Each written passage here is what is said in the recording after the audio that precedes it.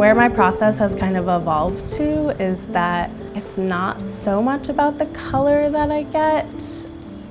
I really like to focus on the medicinal properties of the plants. Most every plant has medicinal benefits to it, and with the color also comes the medicinal benefits into the fabrics.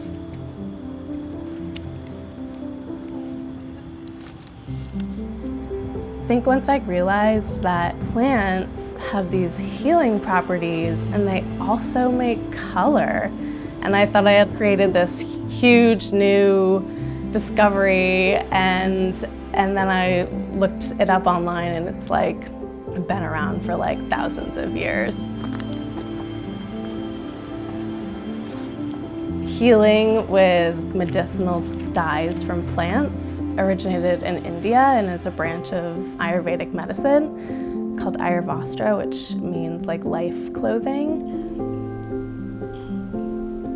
When I went to school, I was working with synthetic dyes a lot, and my autoimmune disorder was having so many outbreaks, and it felt like it was really coming from these synthetic chemicals that were in the dyes. So I was asking my teachers, can we use natural dyes? Like, can we learn this process? And I also had this incredible love for plants already. Like, I grow certain plants in my garden that bring color, but when I'm foraging, I'll also just kind of like grab plants that I know have medicinal properties to them as well.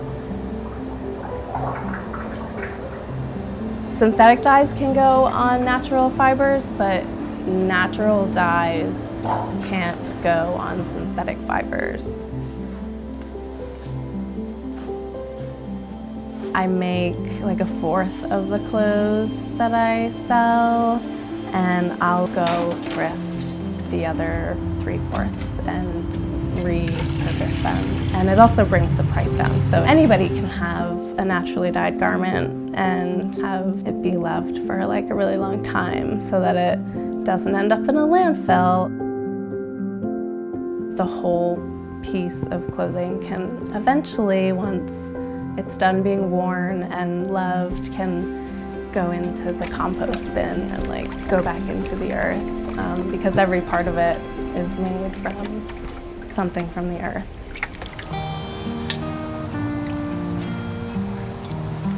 I've never had a true mentor in the natural dyeing world, but online I took a plant identification class at the Southern Maine Community College, and then mostly otherwise like online in books.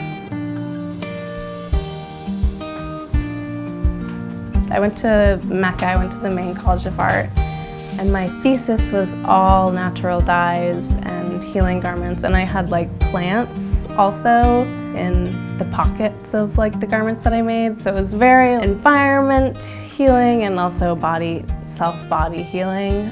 This one is probably one of my favorites. It's kind of got like everything in it. The collar is dyed with nasturtiums. Nasturtiums are good for like colds, so it's close to and sore throat, so it's like on the throat area. The dress I'm wearing is made up of all little scraps from previous projects that I've done.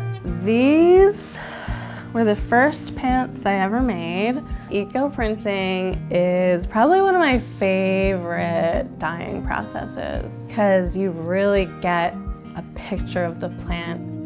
To eco print, you mordant the fabric and then you go get harvest flowers and plants from around, like coreopsis is a really good one. Sumac berries and sumac leaves come out really nice. What you do is take the plant or the flower and you put it on the fabric. You can like really design it and arrange it in the way that you want.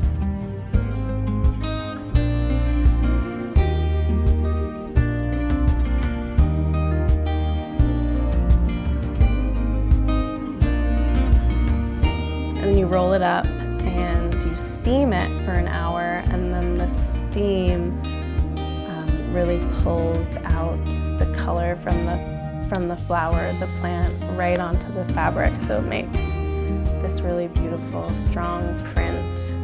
And then you have this like time capsule of summer in Maine, 2021.